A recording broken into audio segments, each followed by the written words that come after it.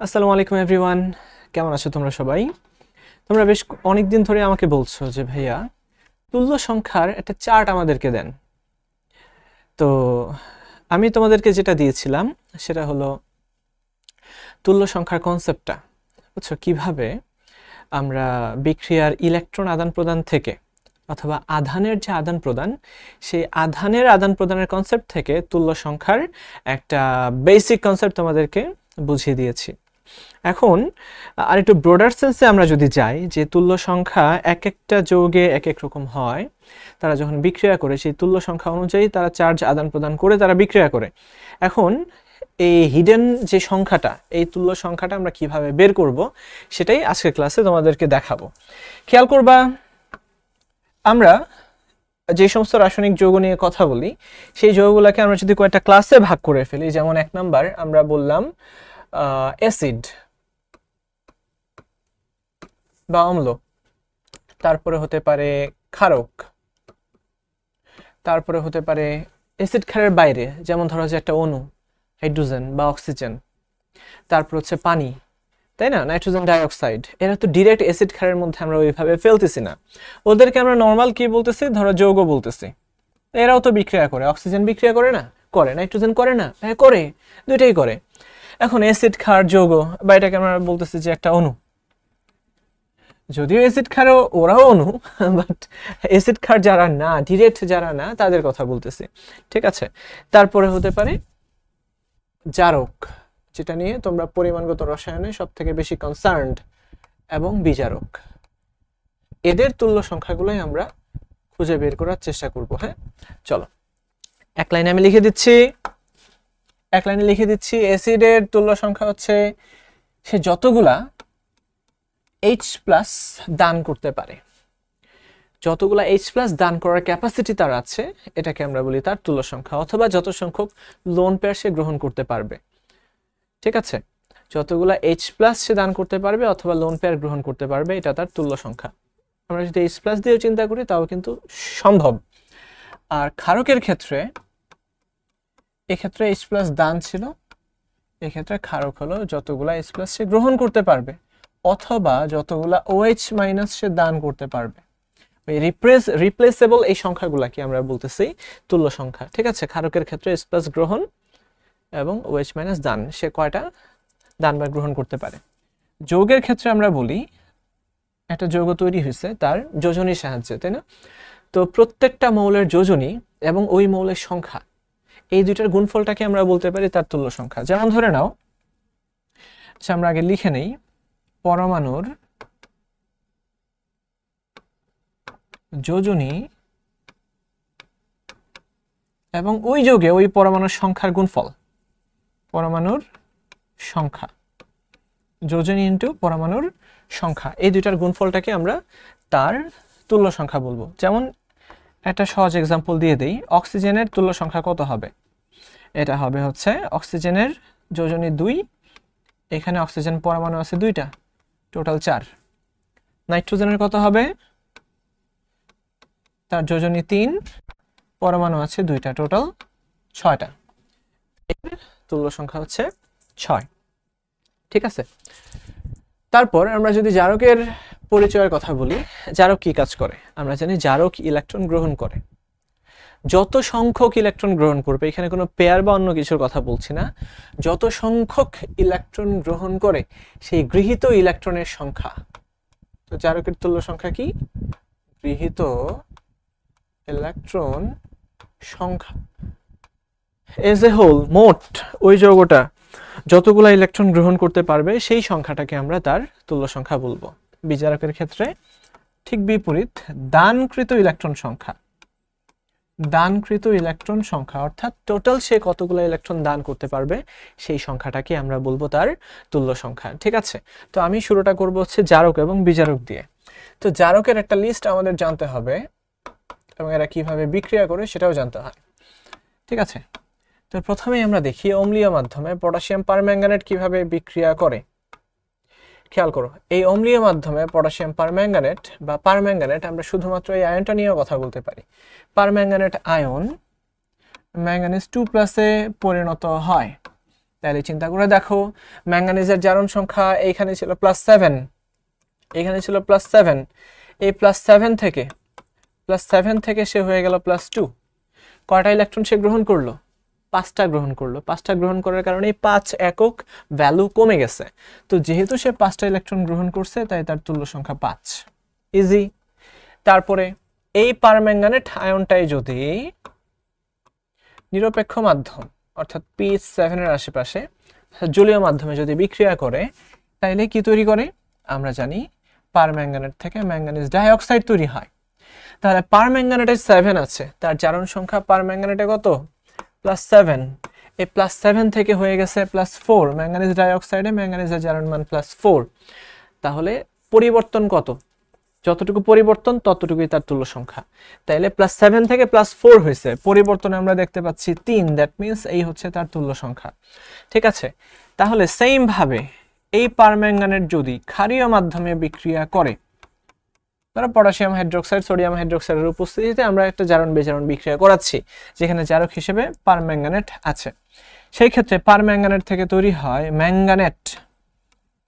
Permanganate থেকে তার পরিবর্তন হয়ে এটা পরিবর্তিত হয়ে তৈরি করে হচ্ছে ম্যাঙ্গানেট আয়ন। পারম্যাঙ্গানেট থেকে ম্যাঙ্গানেট আয়ন। পারম্যাঙ্গানেটে +7 থাকে, বাট ম্যাঙ্গানেটে থাকে +6। পরিবর্তন কত হইল? পরিবর্তন হইল মাত্র 1। এটাই হচ্ছে তার তুল্য সংখ্যা, একটা ইলেকট্রন সে গ্রহণ করলো। যদি পটাশিয়াম ডাইক্রোমেট থাকে, তো আমাদের দর্শক আয়ন লিখে কোনো লাভ নাই, আমরা ডাইক্রোমেট আয়নের নামটাই লিখি। ডাইক্রোমেটে ক্রোমিয়ামের জারণ মান +6, সে অম্লীয় বা যে কোনো মাধ্যমে বিক্রিয়া করুক, এখান থেকে তৈরি হবে ক্রোমিয়াম +3। ক্রোমিয়াম +3 তৈরি করবে, তো +6 থেকে +3 হইল। মজার বিষয়, এই ক্ষেত্রে যদিও তার জারণ মান +6 ছিল এবং তৈরি হয়েছে +3, খেয়াল করে দেখবা পরিবর্তন হয়েছে 3, মানে হচ্ছে 3টা ইলেকট্রন সে গ্রহণ করছে। এটাই তো আমরা বুঝতে পারি। কিন্তু খেয়াল করে দেখো, টোটাল এই আয়নটা বা টোটাল এই যৌগটা কয়টা ইলেকট্রন গ্রহণ করলো? ক্রোমিয়াম তো আছে 2টা, তো একটা ক্রোমিয়াম যদি 3টা ইলেকট্রন গ্রহণ করে, তাহলে 2টা ক্রোমিয়াম কয়টা ইলেকট্রন গ্রহণ করবে? এইখানে সমতা করে গুণ ভাগ করে তো রেজাল্টটা বের করতে হবে। তো এই পারম্যাঙ্গানেট আয়ন সে একা এজ এ হোল টোটালি সে 6টা ইলেকট্রন গ্রহণ করে। তো এই সংখ্যাটাই আমাদের লাগবে। ঠিক আছে, সে কয়টা গ্রহণ করলো। তারপরে আছে হ্যালেট আয়ন। আমরা যদি ক্লোরিন দিয়ে বলি, তাহলে ক্লোরেট আয়ন ClO3-, এটা একটা ভালো জারক। ঠিক আছে, এই ক্লোরেট দিয়ে কিন্তু আমরা অ্যালকোহল থেকে অ্যালডিহাইড, অ্যালডিহাইড থেকে জৈব অ্যাসিডে কনভার্ট করতে পারি। তো এটা একটা জারক পদার্থ। ঠিক আছে, এই জারক পদার্থ কয়টা করে ইলেকট্রন গ্রহণ করতেছে? খেয়াল করে দেখো, এই ক্লোরিনটা Cl- এ কনভার্ট হয়ে যায়। আমরা জানি সব থেকে স্টেবল পর্যায়ে হচ্ছে Cl-, তাই না? তো +5 ছিল এখানে ক্লোরিনের জারণ সংখ্যা, +5 থেকে -1 হয়ে গেছে। তাহলে পার্থক্যটা কত? +5 থেকে -1 হয়েছে, তাহলে টোটাল পার্থক্য কত? 6। তার তুল্য সংখ্যা হচ্ছে 6। বোঝা গেল? +5 থেকে -1, এই পার্থক্যটা আমাদের খুঁজে বের করতে হয়। তারপরে চিন্তা করো তো, আমরা ব্রোমেটের ক্ষেত্রেও বলতে পারবো, আয়োডেটের ক্ষেত্রেও সেম কথাই বলতে পারবো। এই যে সেম কথা, আবার ক্লোরিন, ব্রোমিন, আয়োডিন।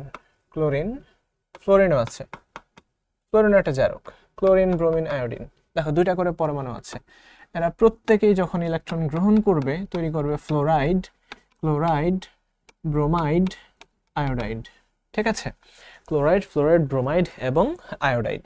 তো এই ক্ষেত্রে দেখতে পাচ্ছি একটা ক্লোরিন একটা ইলেকট্রন গ্রহণ করে, 2টা ক্লোরিন পরমাণু টোটাল 2টা ইলেকট্রন গ্রহণ করবে, তাদের প্রত্যেকের তুল্য সংখ্যা 2। ঠিক আছে, প্রত্যেকের তুল্য সংখ্যা কত হয়ে গেল? 2 হয়ে গেল। এইবার আমরা আরেকটা জারক নিয়ে কথা বলবো, যেটা জারক বিজারক দুইটাই হতে পারে। ভেরি ইন্টারেস্টিং একটা যৌগ, হাইড্রোজেন পারঅক্সাইড। Hydrogen peroxide. তো কোন যৌগগুলা জারক বিজারক দুইটাই হতে পারে? খেয়াল করো, অক্সিজেনের জারণ মান -1, এই -1 থেকে সে চাইলে -2 তে যেতে পারে, কারণ অক্সিজেনের -2 তে যাওয়ার মতো ক্যাপাবিলিটি আছে, সে 2টা ইলেকট্রন গ্রহণ করতে পারে। সে চাইলে কিন্তু একটা ইলেকট্রন দান করে শূন্যতেও আসতে পারে। অর্থাৎ এই পারঅক্সাইড আয়নটা সে চাইলে সাধারণ অক্সাইডে কনভার্ট হতে পারে, আবার সে চাইলে অক্সিজেন গ্যাসেও কনভার্ট হতে পারে। তো যেভাবেই সে কনভার্ট হোক না কেন, উভয় ক্ষেত্রেই কিন্তু খেয়াল করে দেখবা সে 2টা করে ইলেকট্রন, তো এই ক্ষেত্রে 2টা ইলেকট্রন গ্রহণ করবে, এই ক্ষেত্রে সে 2টা ইলেকট্রন দান করবে। তো উভয় ক্ষেত্রেই পারঅক্সাইডের তুল্য সংখ্যা কিন্তু 2। আমি কি বুঝাতে পারলাম? যদি সে জারক হিসেবে কাজ করে, অর্থাৎ সে ধরো কোনো একটা বিজারকের সাথে বিক্রিয়া করলো, বিজারক কি হইতে পারে? বিজারক যেখানে ইলেকট্রন দান করে, তো Fe2+ সে দান করে Fe3+ এ কনভার্ট হইতে পারে। তো যদি সে বিজারকের সাথে বিক্রিয়া করে তাইলে কি করবে? সে এবার গ্রহণ করবে, কারণ ইলেকট্রন দান করার মতো তো কেউ আছে। তো আয়রন ইলেকট্রন দান করবে, এবার সে ইলেকট্রন গ্রহণ করবে। তো গ্রহণ করে নর্মাল অক্সাইডে কনভার্ট হয়ে যাবে। তো নর্মাল অক্সাইড মানে হচ্ছে পানি, পারঅক্সাইড থেকে পানি হবে। আর আয়রন ইলেকট্রন দান করে হয়ে যাবে Fe3+। তো যে দান করতে পারবে তার কাছ থেকে সে নিয়ে নিবে।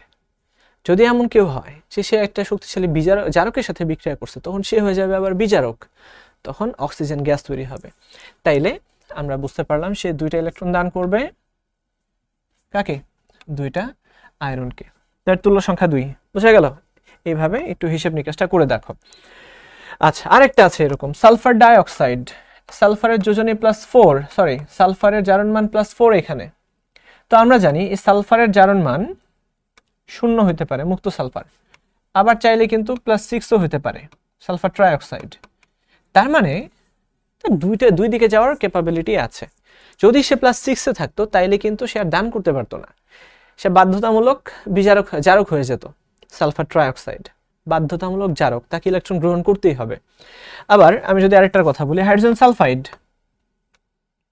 সালফার 2- একদম অষ্টকপূর্ণ করে বসে আছে, সে কিন্তু এবার বাধ্যতামূলক বিজারক, তাকে ইলেকট্রন দান করতে হবে, সে চাইলেই আর গ্রহণ করতে পারবে না। বোঝা গেল? আচ্ছা, তাইলে আমরা দেখি সালফার ডাইঅক্সাইড যদি সে একটা বিজারক হিসেবে কাজ করে, যদি সে ইলেকট্রন দান করে, তাহলে তৈরি করবে কি? Sulphur trioxide. আসলে এখানে অনেক পানি থাকে, তো সালফার ট্রাইঅক্সাইড তৈরি না হয়ে সালফেট আয়ন তৈরি করবে। ঠিক আছে, সালফেট আয়ন তৈরি করবে। আর যদি কোনো জারক থাকতো, সে যদি বিজারকের মতো কাজ করতো, তাইলে বিজারকের মতো কাজ করলে হবে এটা, তাই না? ইলেকট্রন দান করে এটা হয়ে যাবে। বিজারক হিসেবে যদি কাজ করে এটা করবে। আর যদি জারক হিসেবে কাজ করে, তখন সে ইলেকট্রন গ্রহণ করে মুক্ত সালফারে পরিণত হবে, হলুদ বর্ণের সালফারের অধক্ষেপ তৈরি হবে। বোঝা গেল? তো এইভাবে করে তোমরা কিন্তু জারণ সংখ্যার পরিবর্তন দেখে দেখে এগুলা বের করতে পারো। ঠিক আছে? তো আমি জারকের এই লিস্টটা দেখাইছি। তোমাদের বইয়ে দেখবা পরিমাণগত রসায়নে, যেখানে জারণ বিজারণের চ্যাপ্টার পোর্শনটুকু আছে, ওইখানে হাজারিন আখতারের বই বলো, সবগুলা বই সুন্দর করে 2টা চার্ট দেওয়া আছে, ইভেন বিক্রিয়া সহকারে চার্টগুলা দেওয়া আছে। ওই চার্টটা তোমাকে প্রত্যেক দিন লিখে লিখে লিখে লিখে প্র্যাকটিস করতে হবে, যতদিন না পর্যন্ত তোমার মাথায় এটা ঢুকতেছে। যখনই তুমি তুল্য সংখ্যা জেনে যাবা, তখনই জারণ বিজারণ বিক্রিয়া তোমার জন্য একদম পানি ভাত হয়ে যাবে, যেটা আমরা ক্লাসে দেখাইছি। আয়ন ইলেকট্রন পদ্ধতিতেও সলভ করা যায়, আবার এক লাইনেও সলভ করা যায়। এক লাইনে সলভ করো আর আয়ন ইলেকট্রন পদ্ধতিতে সলভ করো, উভয় ক্ষেত্রেই এই বিক্রিয়াগুলো জানা তোমার জন্য ম্যান্ডেটরি। ঠিক আছে? তাহলে তোমরা এই পোস্টের কমেন্টে জানাই দিতে পারো যে ভাইয়া আপনি আমাদেরকে বিজারকগুলোও দেখান, অ্যাসিডগুলোও দেখান, ক্ষারকগুলোও দেখান। যদি তোমরা চাও আমি প্রয়োজনে ওই প্রত্যেকটার আলাদা আলাদা ভিডিও বানিয়ে তোমাদেরকে দিব। ঠিক আছে? তাহলে সবাই ভালো থাকো, সুস্থ থাকো। ইনশাল্লাহ নেক্সট কোনো একটা লেকচারে দেখা হয়ে যাবে। আল্লাহ হাফিজ।